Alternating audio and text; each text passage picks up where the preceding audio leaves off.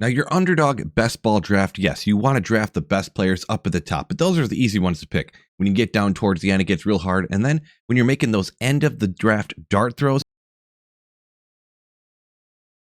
actually be one. That's when the wide receivers like Puka or somebody gets found at the end of your draft and all of a sudden wins it for you. That's why I'm bringing you today the very best running back final round picks. If you're at a point where you need a running back, you go ahead, who are you going to take in the final rounds? This is who you'll want to grab. First of all, if you are doing Underdog, I will put this link in the description. I'm not like necessarily affiliated with them, but I do Underdog. So if you go through my link right here and use Sweet Phil, I do get a $10 referral bonus, but you also get a deposit match up to $1,000. So if you want to help a brother out and you want to get extra kind of free money, go ahead and go with that. Now, we're looking at right here running backs that are past pick 200 because those are ones that you could realistically get in the final round. Now, the final round starts, I actually did the math myself, at pick 204. So really, you could get someone, Keaton Mitchell, Roschon Johnson, sure.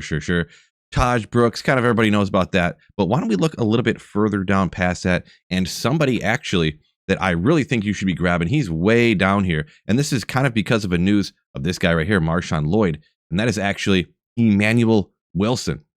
Marshawn Lloyd has been just perpetually injured. That's right here. He's injured again. He's got another hamstring injury. It's the same thing that knocked him out for half the season last year. He had a concussion that knocked him out. So apparently he's just crazy, always hurt. So Emanuel Wilson, you can actually get him with the final pick in your draft. And he is the RB2 right behind Josh Jacobs. So he's not going to get a ton of work. Josh Jacobs is probably going to get 80, maybe even 90% for Green Bay. But if anything happens to him, twisted ankle, tweaks his hammy, something like that, Emanuel Wilson is the next guy up. And when Marshawn Lloyd was out last year, he was also the next guy up. You come down here and look, he had 100 rush attempts, 500, so almost 5 yards of carry. He had 6 yards of carry before that. And he actually had 5 touchdowns. And this is just part-time, just a few games or whatever. So he could do even better than this, especially if anything happens to Jacob, kind of long-term. But I could see him really getting a few touches here and there. But he could be an Underdog league winner there, Emanuel Wilson. You're going to have to scroll way down. I'm not even sure how far down here it is to find him. I don't remember exactly where he is, but he was past pick 200. He's right here at 215. So I went down a little bit further than I needed to. He's jumped Lloyd in the current ADP. So he's going to be creeping up, and you can go ahead and take him before everyone kind of gets hip to the news. This isn't the newest thing, but it is relatively new. Looking at the next one here, if you did not hear, this is going to be crazy important for you to see.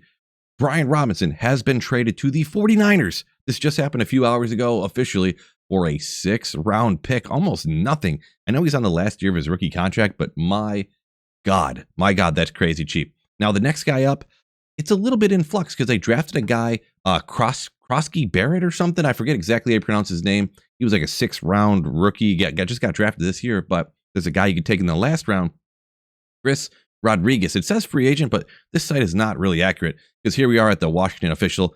Chris Rodriguez, he's right here on their team. So he did get a little bit of work last year. Not too bad. Both years just on limited carries. You can see right here, he got roughly 5 yards of carry, a couple touchdowns, not anything too much, but that's because they had Eckler, Brian Robinson Jr. They pretty much got all the carries. But now Brian Robinson's gone. Eckler another year older. They have this Jacoby Crosby Barrett or something. I forget exactly how to pronounce his name, but he's a rookie. Who knows? Chris Rodriguez has been on the team for a little bit, and it's not uncommon for teams to like to go to their veteran. I'm not sure exactly how the pass blocking is for the new rookie, but a lot of times rookie running backs struggle with that kind of thing. Rodriguez has been there. He was there last year. He was there the year before. He kind of should know the system and all that kind of good stuff. So you can get him with the very last pick in your draft.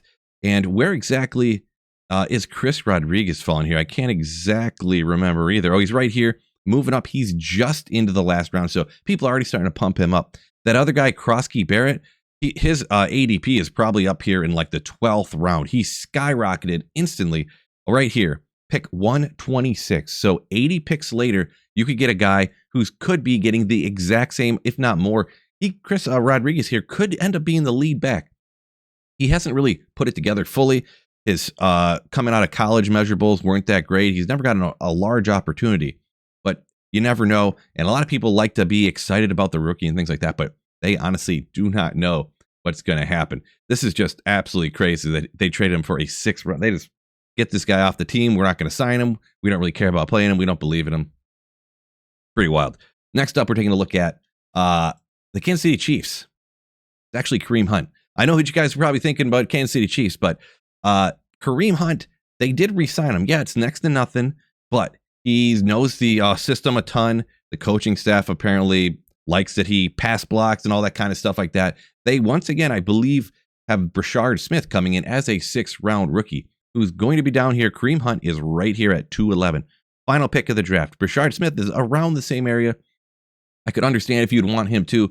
He's kind of a pass catcher guy. They also signed Elijah Mitchell, kind of a smaller, can do the pass catching and running stuff too, but who knows how much he's going to play. They got Isaiah Pacheco, which I fully expect, to be honest. Isaiah Pacheco, even though he broke the mold as the 7th round running back, I fully expect him to get like 50 to 60% of the carries, and the rest of the guys, Kareem Hunt, probably to get like 30 and 20 to go to the other people, including Brashard Smith. But I could easily see Kareem Hunt being, once again, kind of a goal line guy. Here he got 7 touchdowns there, 9 touchdowns here. He had a bazillion carries because there were so many injuries the year before, but he was almost an RB2. It's not uncommon for people, to regularly get hurt. Elijah Mitchell, if he goes in at all, he's been known to get hurt. That's why San Francisco didn't want him. A younger rookie, a smaller running back, could get hurt. Pacheco stomping around out there, just bashing into people like he's just running headfirst into a brick wall. We don't say I want him to get hurt. I love Pacheco, but hey, it's not uncommon for a running back in the NFL to get hurt. Kareem Hunt could find himself in a similar position, and if not, I could still see them giving him the ball on the goal line and getting you that random, for Underdog, couple like 2 touchdown games where he has like 5 carries for 3 yards and 2 touchdown type of things could happen. Falling into your flex, or maybe making up a bye week or something like that. Remember, we're talking about final round picks here, and he kind of did it for a lot of people last year, so don't sleep on that. And then last up here is the New York Jets. Well, we're talking about here Isaiah Davis, another guy you can get in literally the final round. Let's see how far Isaiah Davis was down here. And important to remember, they are really starting to sour on Breece Hall. Right here is 215. Probably nobody's going to take that guy. But Isaiah Davis got a little bit of work, 5.8 a carry. That is really not too bad. Last year, 30 attempts. Didn't really get a full, workload or whatever. He was available for all the games, but he didn't get a lot of touches, so he never got hurt, never missed any time. A couple of touchdowns, if I'm not mistaken. Yeah, 6 foot, 218. That's a pretty big running back, and that's one of the reasons why they like him. See his speed scores and his 40-yard dash and stuff coming out of college, not the hugest, but they liked this guy quite a bit last year just to give him some work just randomly. It wasn't just strictly because of injuries and stuff. And like I said, they're really soured on Breece Hall. It's possible, I don't know anything, there's not like the hugest rumors, but some stuff swirling out in the ether that they might even think about trading Breece Hall because they just, don't think he's really doing much for the team relative to, how long he's been in the league. And they just kind of probably want to move on to some of their younger guys. They do have the new coaching staff coming in too, defensive coordinator from Detroit. So you very well could see maybe Isaiah Davis's role expand, especially, like I said, if there's any kind of injury or something. And we're talking about last round pick of the draft guy right here. Still very young at 23, great age. He could have a bright future ahead of him right there. So don't forget, hit the like button, subscribe up before you go. Especially subscribe. I'm brand new to the game here for fantasy football. If you like the content, if you want to win your regular season-long leagues and anything on Underdog and stuff like that, make sure you subscribe up. If you want to lose, just go ahead and don't subscribe up, I guess. Don't forget. Also, make sure you use my code here. If you sign up for Underdog right here, to refer a friend thing, so I'm not like sponsored by them or anything, but if you use my link, what I'll put in the description, and use my code right here, SweetPhil81, you can go ahead and I'll get $10, but you get a deposit match up to $1,000, however much you decide to deposit. So you definitely want to get this deposit match if you sign up for Underdog and do the best ball. It's incredibly fun. I do these all the time when I'm at the gym on the Stairmaster or on the bike or something like that. I'll do one of these drafts. Great way to pass the time while you're doing cardio and stuff like that. So, hey, best of luck on your fantasy football. Hopefully you win that big money.